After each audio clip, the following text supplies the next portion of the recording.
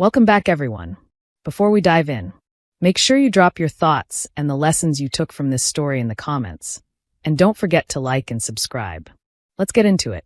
When I stepped off that late-night Delta flight into the thick Atlanta air, the world felt heavy. I had not planned to come home early from the conference in Houston, but after 2 weeks of endless meetings, hotel rooms, and southern heat, all I wanted was my own bed. The rideshare was quiet, rolling through sleepy Decatur streets, and by the time I reached our house, it was close to midnight. Every window was dark, the porch light off, just the way Maurice always left it when he was home alone. I let myself in, kicked off my pumps, and dropped my carry-on by the door. The air inside was still heavy, almost unfamiliar. But I told myself I was overtired. I did not want to wake Maurice, so I crept up the stairs, heart thumping. Half from exhaustion, half from that eerie, unsettled feeling you get when something is off and you cannot name it. Our bathroom light flickered on with a soft hum. I tossed my silk scarf onto the counter and reached for my face wash. That was when I saw it, a pink toothbrush in the holder next to Maurice's. I stopped cold. I had never bought a pink toothbrush. I had always used blue ever since I was a child. My mother used to say blue was for smart girls, but here was this bright pink toothbrush, and it looked new. Maybe Maurice bought it by accident, I thought. Maybe he grabbed the wrong one from the CVS pharmacy. But the doubt was a seed planted and quietly sprouting. I bent down to rinse my face, and a sweet, unfamiliar scent hit me like a field of fake roses after the rain. I frowned and opened the cabinet. Tucked between my cocoa butter and my favorite Shea Moisture Cream was a bottle of perfume, soft pink glass with a floral label. I had never seen it before. Next to it sat a half-used tub of face cream. Again, not mine. The label was a brand I had never touched, and I knew every product I owned.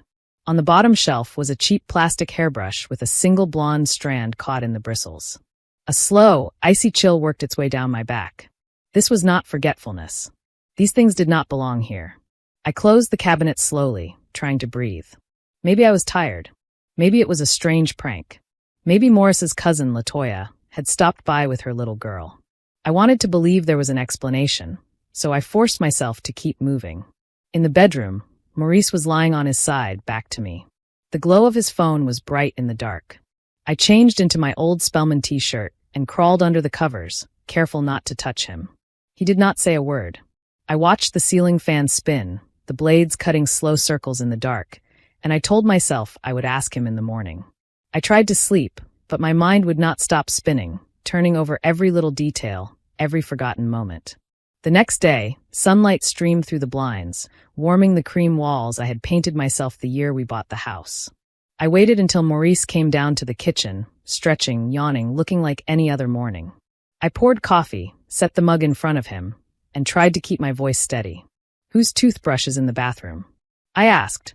He barely glanced up from his phone, scrolling through social media. "What toothbrush?" he muttered.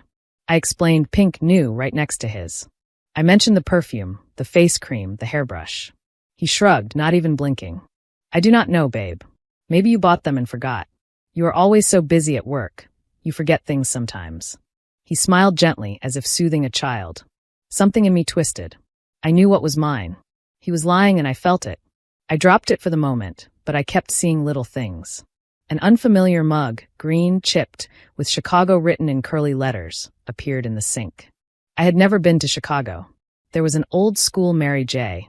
Blige compact disc in the living room stereo, even though Maurice disliked rhythm and blues. I found a pair of gold hoop earrings wedged between the couch cushions, and I never wore gold hoops. I started sleeping in the guest room, claiming work stress, but it was just easier to breathe without his steady, indifferent presence beside me. Every time I tried to bring it up, he called me paranoid, said I was overreacting, that I needed to relax. But I was not imagining things. I knew my own house.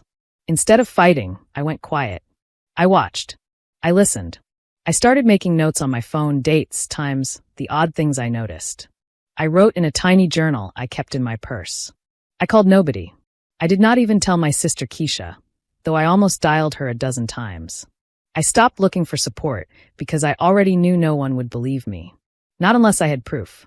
I felt numb, like I was standing outside my own life, watching it unravel in slow motion. One morning, I woke to the sound of laughter downstairs.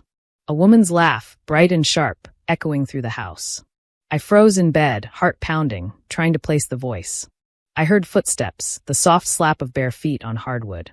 My feet hit the floor before I even realized it, and I crept down the hallway, peeking over the banister. There she was, tall, brown-skinned, short natural hair, wearing a yellow sundress. My yellow sundress. She was standing at the stove, flipping pancakes, humming along to Jill Scott on the speaker. Maurice leaned against the counter, grinning, his hand low on her waist. I slipped back into my room and shut the door quietly. My hands shook, and I had to bite down hard on my tongue to keep from screaming. That was my dress, my kitchen, my life. And here was this woman, so comfortable she might as well have been me. I waited, hiding, listening to them laugh and talk. I wanted to rush downstairs and demand answers, but I did not. I waited until they left. She said something about picking up groceries.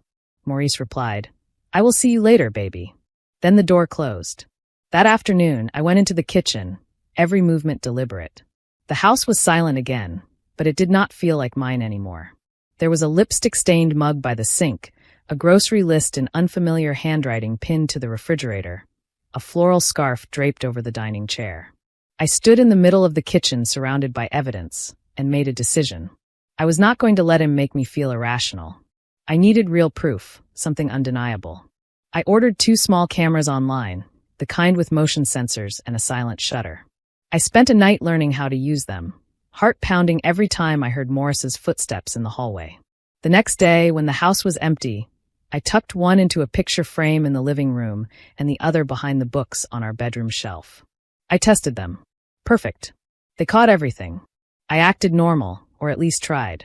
When Maurice or the woman were home, I smiled politely, spoke when spoken to, and kept my head down. Inside, I was a storm. On the outside, I looked calm as still water. For 3 days, I let the cameras roll. I pretended to work late, claimed to be tired. I barely ate. I barely slept. Every time I heard her laugh or her keys in the door, I clenched my jaw until my teeth ached. I counted the hours until I could finally check the footage. On the 4th day, Maurice took the woman out, dinner in Midtown, judging by the Instagram geotags he did not know I could see. I locked myself in the guest room with my laptop and watched the videos. The first time I saw her walk through my front door with her own key, I felt physically ill. She did not even pause. She moved around the house with the confidence of someone who belonged. Tossing her coat on my favorite chair, pouring herself a glass of red wine in my grandmother's goblet. She watched reality shows on our big screen, like she paid the cable bill. She rifled through my jewelry box, tried on my necklaces, held them up to her throat, laughing at her own reflection. Sometimes Maurice joined her, laughing, hugging her, carrying her up the stairs to our bedroom. I watched it all, every ugly, mundane detail. In one clip, she snapped selfies in my robe. She called someone on FaceTime, laughing. "She is never here," the woman said. He said, "I can do whatever I want. This place is basically mine now." She smirked. Maurice kissed her. They both treated my home like I was a rumor. I paused the video, chest tight. This was not paranoia. This was betrayal, ugly and raw, playing out frame by frame in my own living room. But I did not cry. I did not yell. I just saved every file, backed them up, hid the cameras, and locked my laptop away. That night, I sat in the guest room, lights off, planning. I did not let myself think about revenge. Not yet. I just knew I needed a way out. Maurice came home late, smelling like coconut oil and cologne, whistling. I asked nothing. He came to the guest room, leaned in the doorway, and tried to act normal. "Are you coming to bed?" he asked. "Not tonight," I said. He shrugged and walked away. Later, I heard him and the woman laughing upstairs, their voices muffled through the walls. I closed my eyes and counted backward from 100 until I drifted into a shallow, dreamless sleep. Over the next few days, the woman, whose name I learned was Deja, grew bolder. She redecorated, moving my throw pillows, replacing my scented candles with hers. She left her things everywhere. Wigs on the bathroom counter, silk scarves draped on the doorknobs, grocery bags on the kitchen table.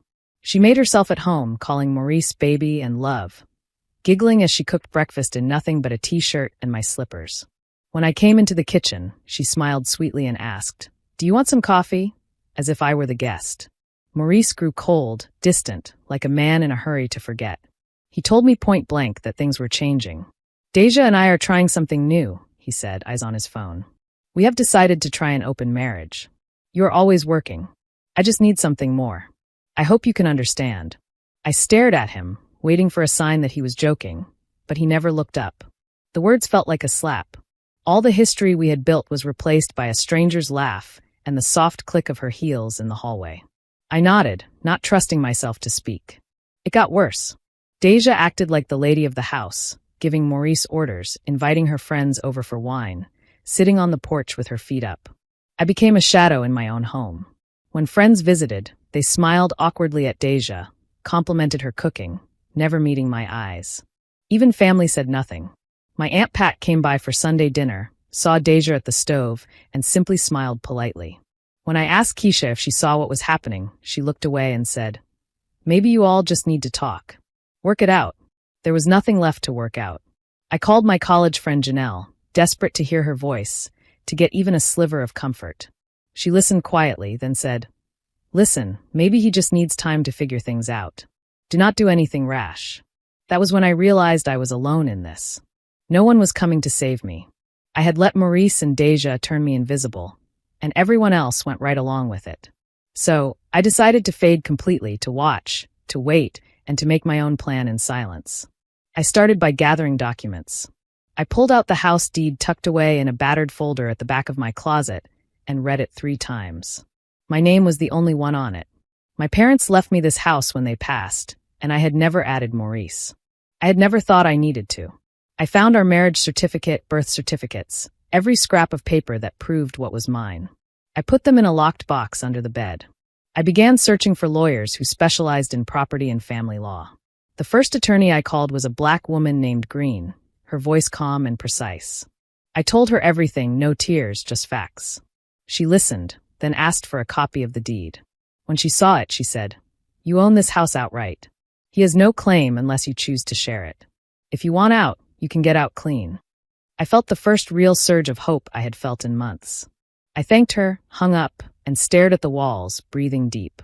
Deja and Maurice did not notice the change. They were too busy playing house, laughing, taking selfies, talking about painting the living room. I started packing quietly at night. Old family photos, my mother's wedding ring, the journals I had kept since I was 15. I hid the boxes under old blankets in the garage, moving them to my car one at a time. No one noticed. They barely even looked at me. That hurt most. Their indifference, the way they had already replaced me in their minds. I reached out to a real estate agent, a woman named Jefferson who specialized in quiet cash sales. No signs, no open houses. "Just bring me a buyer who does not ask questions," I told her. She agreed. Within days, she found a couple relocating from New York who were looking for a quick deal. I arranged to show them the house when Maurice and Deja were out for brunch. The couple toured the rooms, smiled politely, and by the next afternoon, Jefferson called me with an offer. Full cash, closing by Friday.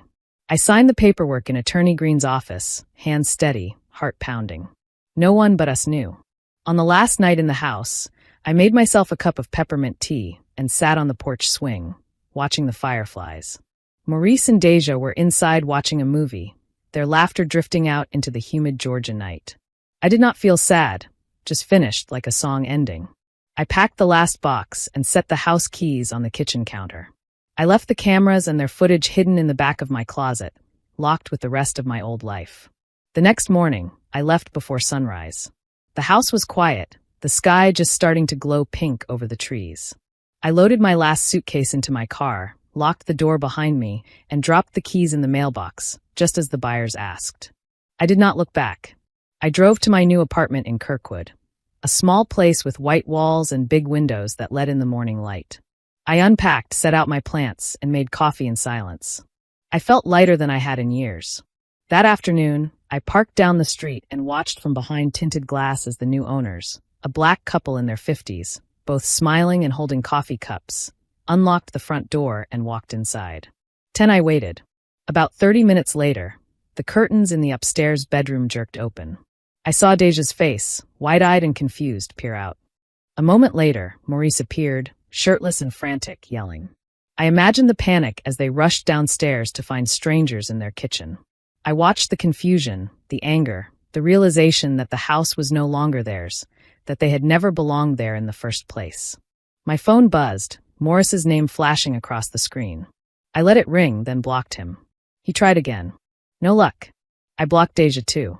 I deleted every photo, every message, every trace of him from my life. I changed my number, locked down my social media, and told my job I would be unreachable for a few days. I went silent, truly silent, for the first time in years. From what I heard later, Maurice tried everything. Calling the police, calling my lawyer, calling my family. He showed up at Attorney Green's office, demanding an explanation, but she showed him the deed and the bill of sale. You never had a right to that house, she told him. She owned it before you married. It is over. Deja left first, rolling her suitcase behind her, head down, not looking back. She had friends in Atlanta, but none willing to take her in for long. Maurice ended up staying with a cousin in East Point, but that did not last. The friends who used to love his stories and jokes grew quiet. The invitations stopped. He tried to fight, but the law was the law. He had nothing to stand on. I built a new life in my small apartment.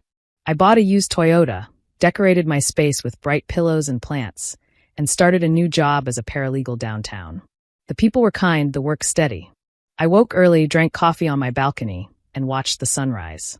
I took myself out to dinner, walked in Grant Park, and learned to sleep through the night again. I let go of the past slowly, piece by piece. A month later, I took a solo trip to Savannah. I walked along River Street, ate shrimp and grits by the water, and watched the sunset over the marsh. I read books, wrote in my journal, and let myself breathe. I felt free, truly free, for the first time since Maurice began to fade from my life. I did not need revenge. I did not need apologies. I had peace. One morning, my phone buzzed with a voicemail from an unknown Atlanta number. I stared at the screen for a long minute, my mug of coffee growing cold in my hand.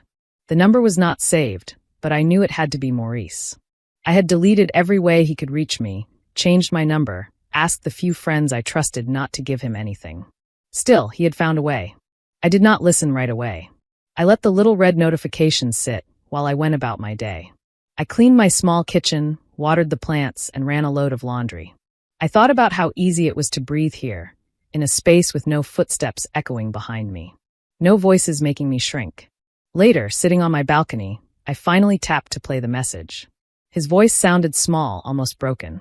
Jasmine, please. I do not even know where to start. I messed up. I need you to talk to me. Just give me 5 minutes. That is all I am asking. The message went on, rambling apologies and explanations tumbling out in a rush. Something about stress, about mistakes, about how things got out of hand. He wanted to talk, to meet, to try to fix things. I listened to the end, then quietly erased it. No reply. No second chances. Weeks passed. The weather turned warm, Atlanta getting that sweet, humid, peach-scented air again. I saw old friends for brunch. I spent Sundays in the park with my sister. I started taking yoga classes at a Black-owned studio around the corner. Every day I felt a little more like myself, the person I had almost forgotten. I saw bits and pieces of Morris's life drift through mutual friends' social media. A job lost, a string of short-term gigs, rumors of him staying on sofas, looking worn, looking lost. Deja disappeared from the circle too. Sometimes I wondered if she ever thought back to my house, to the way she laughed at my jewelry in the mirror. But mostly I did not care. One afternoon, Keisha came over, arms full of groceries.